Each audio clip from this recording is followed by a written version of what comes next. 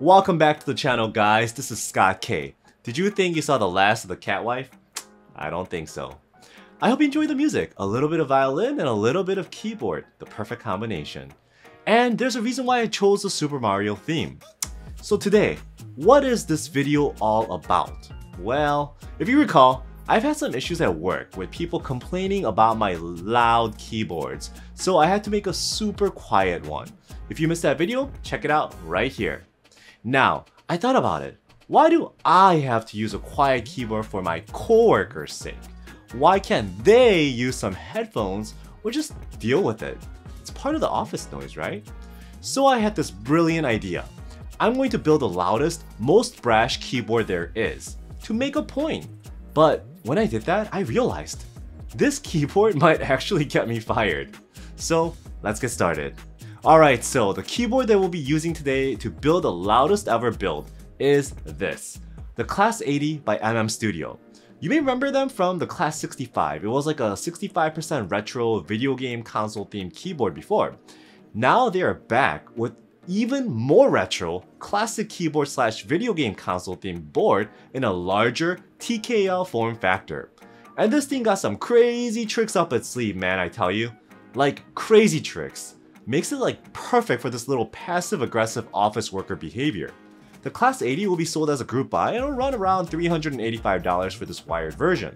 It's not cheap, but for all that you'll be getting, I actually think this is not too bad. Stick with me here. Now, when you get the Class 80, it comes in this carrying case. The largest carrying case I have ever seen. It's like massive. Inside, you got a bunch of stuff to make this keyboard. Stuff like hardware, screws, gaskets, daughter boards, solenoid. Wait, did I say solenoid? Oh yeah, you'll see that later. They also give you this nice little screwdriver, which is, pretty nice touch. Then you got the PCBs. I got both the hot swap and the solder versions. Then you got a pack of foam, same old. You can either use it or skip, so that's up to you.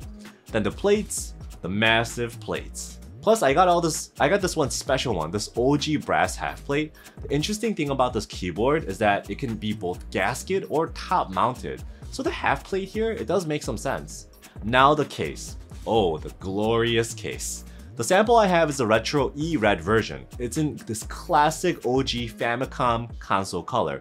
And for those of you guys that don't know what that is, it's essentially the Japanese domestic market NES. Not only is the color of the keyboard striking, the overall shape and the design of the board is just so crazy retro. And I love it. The design, it's a game console, right? This little ridge on top is supposed to mimic where a game cartridge will actually go. Then you got these OG details like the light up numlock, caps lock, and scroll lock indicator in this classic design. No matter how you look at it, this thing is so undeniably retro, like straight out of the 80s. And it doesn't even end there. Flip the keyboard over and the theme just continues. The SNES stripe design all under the case, then wait for it. You got a weight that is shaped like a Famicom NES controller. Come on!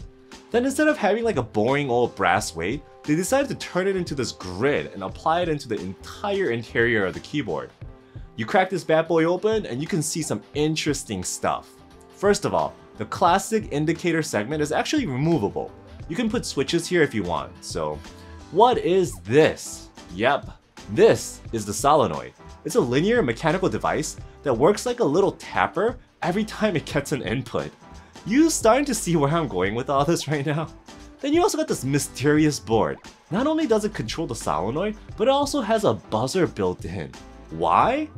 In case you just want to cause havoc in the office. You'll see all of this in action very soon. Now, let's quickly look at the components, shall we? The PCB is a pretty common 1.6mm design, finished in this matte black. It's got south-facing sockets with no RGB. Back in the day, RGB didn't exist, it was just red LEDs. The PCB also has some flex cuts as well, but as you can see right here, it's not too crazy, but it's definitely there and it is effective, especially in the top mount configuration with the half plate. If you choose the hot swap PCB, it has the typical Kailh hot swap sockets underneath. Now, the PCB has tabs, but wait, why do they look like this? It's because Studio wanted to increase the flex of the Class 80, so instead of solid tabs, they put this double S design. Since the tabs are actually on the PCB itself, you could also do a full plateless build for this as well. Now moving on to the plates. Overall, the plates are pretty standard. I have the black FR4 plate right here. The PC plate has the same design as well, so nothing out of the ordinary. Then you got the brass half plate. Out of all these, the brass half plate is the most interesting. Remember what I said about the overall mounting styles the Class 80 could actually do? If you do decide to go with the top mount, you can use these little plate tabs and it will mount onto the upper case like this. Alright, before we jump into the build, let's have a quick word from our sponsor, Ridge Wallets.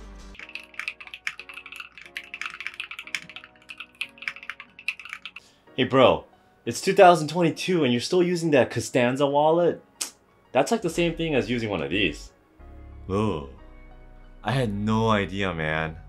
Hey, check these out instead. This is the Ridge wallet. Many of us are guilty of carrying around this crazy overstuffed wallets with just random crap inside, and like no money, because they all went to switches. Free yourself from the excess baggage by grabbing one of these sleek, streamlined wallets by Ridge. The Ridge wallet is able to hold up to 12 cards with ease, only the stuff you really need, right? And has a nice little strap or a clip option to hold your cash here as well. Well, whatever's left after all the keeps you bought. Not only does it look so sleek, it's made of durable materials like aluminum, carbon fiber, or even titanium, which this one is, and it's backed by a lifetime guarantee. It's pretty much the last wallet you'll ever buy.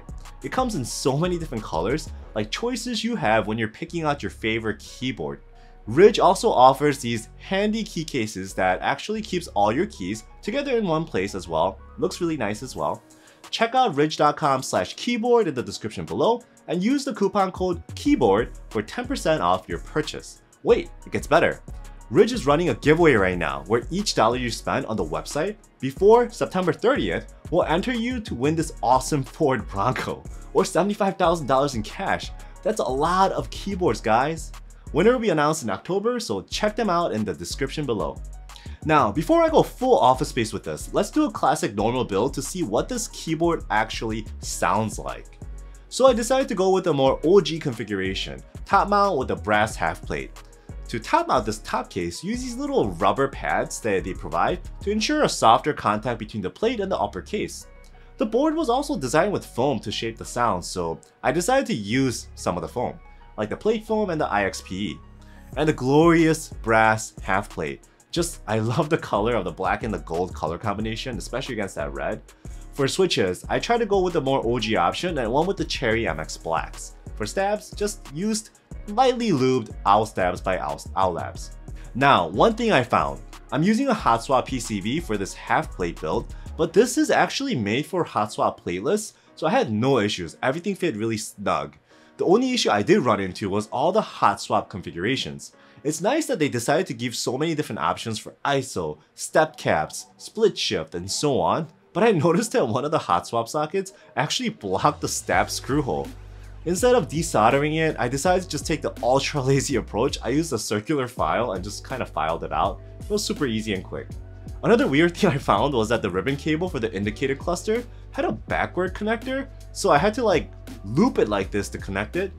So I really hope that these are all things that they get fixed before the official launch. Not deal breakers, but it was kind of, you know. For the lower case, you get this little foam blocker here if you go with the wire version like mine.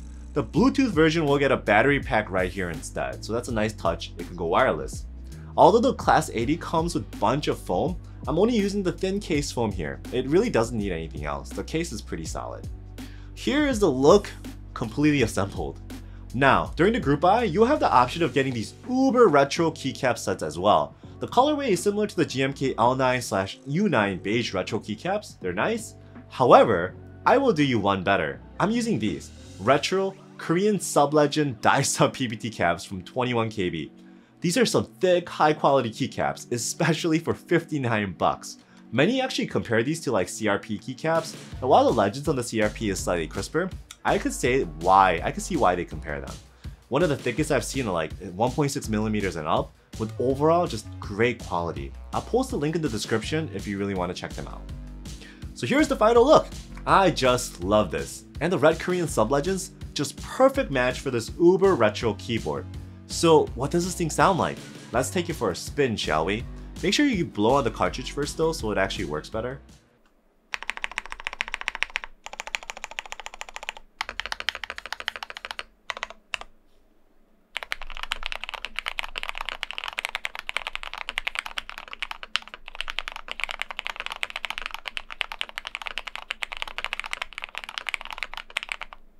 You know, the keyboard actually sounds pretty good. I've heard that if you build it without any foam, it's a little bit muted, but hey, then use the foam and make it sound like this. Why not? And yes, it's a top mount, but since it's using a half plate, you get plenty of comfortable flex as well. This is actually my favorite configuration. Alright, but Scott, I didn't come here to hear you ramble on and reminisce about some OG looking keyboards and gaming systems. You said you built something to piss off everyone at the office. Yes, I did. You know, it's a good story if it begins with, so I grabbed a bag of Kailh box Jades. Yup, I so did. Everyone knows that these are one of the clickiest clicky switches there are. I'm sure there are louder ones out there, but hey, these have to be at least the top 5. Remember not to lube the click bars, that actually makes them quieter. We really don't want them to be quiet, do we?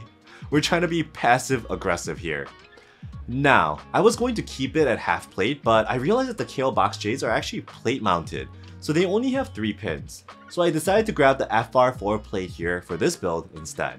I thought about keeping it like top mount, but I also wanted to see how the gasket mounting was, so I swapped it for the gasket mounting. These standard gaskets just kind of go on the little risers and it kind of holds up the whole entire plate, you know, or actually in this situation the PCB. Remember to actually take the little top mount pads, the little rubber pads off so that the gaskets actually go on there properly and then the plate is not actually running into anything. The flex on this is alright. I mean, it's gasket mounted, so it does have a little bit of a bounce, but honestly, I think the top mount with the half plate does actually have more flex. Now, remember that Solenoided Buzzer I talked about? Check this out.